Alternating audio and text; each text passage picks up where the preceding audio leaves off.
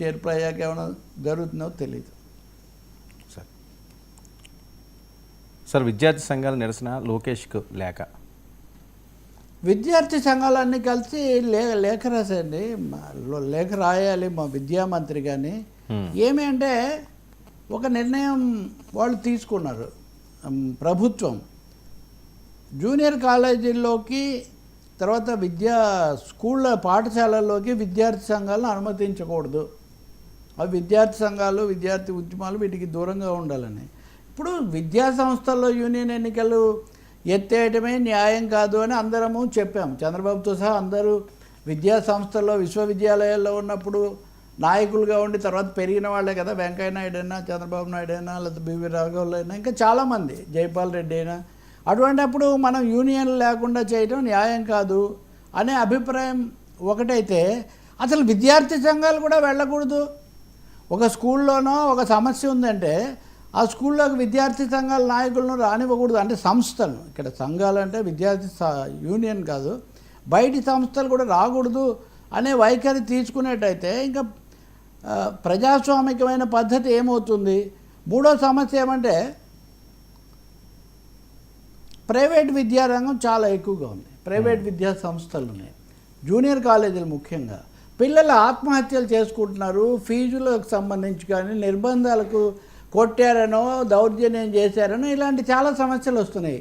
వీటిని ఎవరు డీల్ చేయాలండి? అధికారంలో ఉన్న ప్రభుత్వాల వాళ్ళు చేయవు. వాళ్ళు సాధారణంగా ఉన్నదాన్ని సర్దుబాటు చేయడానికి వాళ్ళు ప్రయత్నిస్తారు. కాబట్టి పోట్లాడేది ఎవరు అంటే విద్యార్థి సంఘాలే కదా. ఇదిగోండి, అందుకనే ఎస్ఎఫ్ఐ, ఏఎస్ఎఫ్, పీడిఎస్, పీడిఎస్ఓ, ఏడిఎస్ఓ ఇవన్నీ కూడా కలిసి ఒక లేఖ రాశాయి లోకేష్కు. దీన్ని మీరు ఆపండి. విద్యా సంస్థలే కనుక వెళ్ళకపోతే, విద్యార్థి సంఘాలు అంటే సంస్థలు, ఆర్గనైజేషన్స్, లోకల్ యూనియన్స్ కాదు, విద్యార్థి సంస్థలే వెళ్ళకపోతే ఈ కార్పొరేట్ విద్యా సంస్థల దోపిడీ కానీ, విద్యార్థుల మీద లేకపోతే అధ్యాపకుల మీద, సిబ్బంది మీద కొన్ని సందర్భాల్లో వచ్చే సమస్యలు కానీ, మరీ ముఖ్యంగా బాలికలకు రక్షణ లేకపోవడం. నిన్న మొన్న కూడా రెండు చోట్ల అమ్మాయిలు చాలా విషాదకరంగా ప్రాణాలు తీసుకున్నారు. పైనుంచి దూకి ఒక అమ్మాయి చచ్చిపోతుందండి. ఏం జరిగింది? ఎప్పటికీ వాళ్ళు బయట పెట్టరు, పోలీసులు సగం చెప్తారు, మీడియాను కూడా కవర్ చేయనివ్వరు, ప్రభావితం చేస్తారు. అప్పుడు ఏం చేయాలి? విద్యార్థి సంఘాలు వెళ్ళి ఆందోళన చేస్తేనే కదా న్యాయం జరిగేది.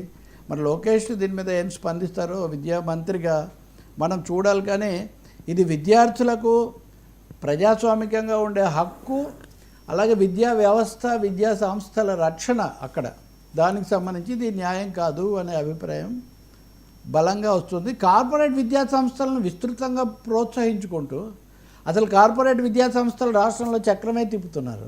వాళ్ళు అవన్నీ చేస్తుంటే అక్కడికి వెళ్ళే సమస్యల గురించి మాట్లాడకూడదు, సంఘాలు పోకూడదంటే ఏం జరుగుతుందండి? అది ప్రశ్న. ఇది సార్ ఆర్థిక మంత్రిపై బాబు గుస్సా, అసలు పరిస్థితి ఏంటి?